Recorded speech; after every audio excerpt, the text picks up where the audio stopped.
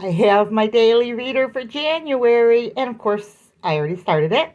And it's the Amplified Bible. Hooray! Now, the Amplified Bible is pretty awesome because it's kind of like a paraphrase. It has like extra notes in it to kind of like get the Hebrew and the Greek and help you to understand it a little bit better.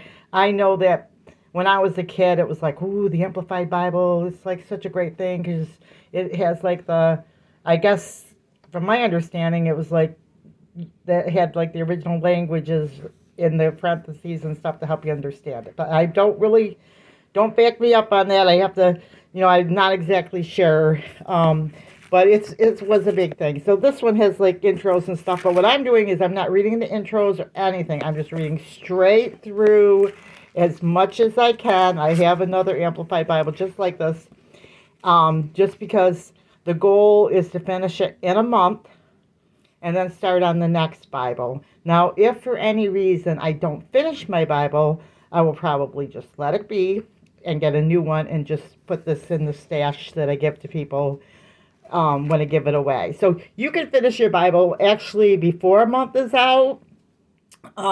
It all depends on how fast you read, what your situation is. But my goal is to read it like that. So I kind of stay on a schedule. And because like I want to read through as many Bibles as I can.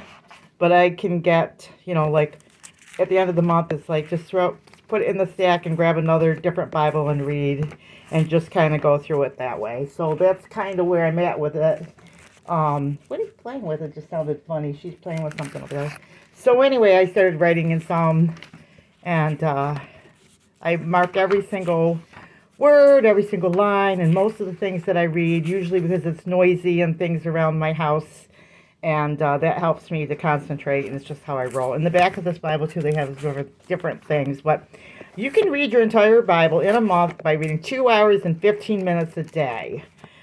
This stuff about reading your Bible through in a year, let's step it up, guys.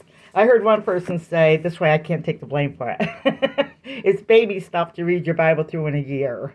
I don't know where it started, but I think it's actually a hindrance for Christians because imagine if you had a love novel or you had some other book and you said, well, look at this, I'm going to read this through in a whole year. People look at you like, man.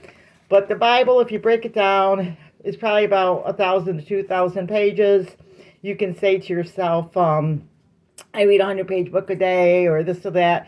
If you aren't a reader, just turn on, you can listen to your Bible for free on YouTube. They have whole Bibles on YouTube all the time. So, but anyway, I wanted to encourage you to start stepping up the pace of your Bible reading. Try to read it in a month. If you're like me and you just kind of want to move forward, just whatever you don't read, pass it on. Bible study's your hobby. Bless somebody else with the Bible. And if you can get Bibles on Amazon fairly cheap for readers and extra Bibles, and when you're done with them, you have people with kids and stuff. My son has his house filled with Bibles from me.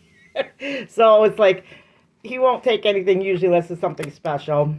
But but if you have kids, put them in a pile, and every time you see a kid, here's his mama's Bible, here's the Bible, or a friend or someone at church, or, put them to the rescue mission, but I strongly encourage, which is what I do. I take everything I read because Jesus is coming back, the rapture is going to happen. So when I'm done with it, it moves on, unless there's a reason that I'm keeping it. Now I might have, because I want to do some things with you guys too. So it depends on what's going on. So I just kind of praying about it. But I have lots and lots of books that I'm just going to read, show you what I've read, and pass on. Some things you may not see. But for the most part, this year I'm going to really try to show you everything I'm looking at. I think it's like a little challenge for me to let you see what I do behind the scenes in my personal life, how I'm reading, how I'm studying, my thought process.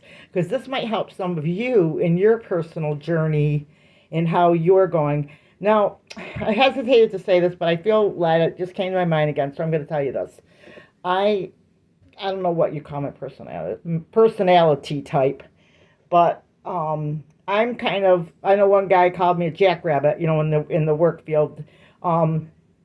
But like some person might read one book, I might read 20 at a time, and then I'll get them all done. It's just how I roll. Um, I worked at a job one time. I ended up doing my job. Somebody quit. I did their job, and I helped somebody else. So I do a lot. So you don't want to necessarily compare yourself with me. It's just how I roll, and it's my personality, how I think, how I'm wired. Doesn't mean I'm better than anybody else or I'm more spiritual or anything like that. It just means I'm different. And so it's just one of how I'm wired. Um, so anyway, I want to encourage you in that, but you might be wired like me. You might be the type of person that go, go, go, go, go. It works for you. If I had like one thing that I had to do, it would just like almost make it so I couldn't do it because it would be too, I don't know, explain it. It would just be like, oh, I need something else, you know? So it's just how I am. You know, I'm the type of person, watch TV, read a book, and talk to my husband. You know, just it's just how I'm wired. And you know, God has a unique reason why He makes every single person the way they are, and it doesn't mean one person is better than the other. We're all different. So I'm sharing that with you because I know you might think, oh, there's something wrong with me. Why am I wired this way? Well, you might be wired like me. I did a personality test one time as a professional thing, and everyone kept going to their side of the room, their side of the room, their side. You know, like they'll say, everyone that got this grade, go over here. Everyone, it was not a grade, it was like a profile. Go over here. Everyone with there, go here. And there were like two people left, and me and the other person were like looking at each other, and like we had like a different type of personality than like the regular like the other people. So it was just a weird, you know, it's just how you're wired. So it didn't mean anybody was wrong. It's like, is orange worse than pink? Is green worse than yellow? It's just different. So that might help you. So when you see all the things I'm showing to you, God's allowing me to share this with you because maybe there's something that I'm doing that really might hit you and be like, oh, that's for me. Or you might be wired like me and think, what's wrong with me, God? Why did you make me like this? And the Lord might say, I made you that reason because some people in the world are just like you, and you have a reason and a purpose. And that's why I made you I don't know, you are the flipper, you're the spoon, or you're the fork. You know, I needed a flipper, or I needed this for my kingdom. So you might feel like, oh, Ruthie, I've always been like that. Thank you for sharing that. Now I know that it's just how God made me, and I love you, Jesus, for that. Okay, guys, so remember, big or small, you too can be a backyard farm. If you have any prayer requests, leave it in the comments below, and I will see you in my next video. God bless.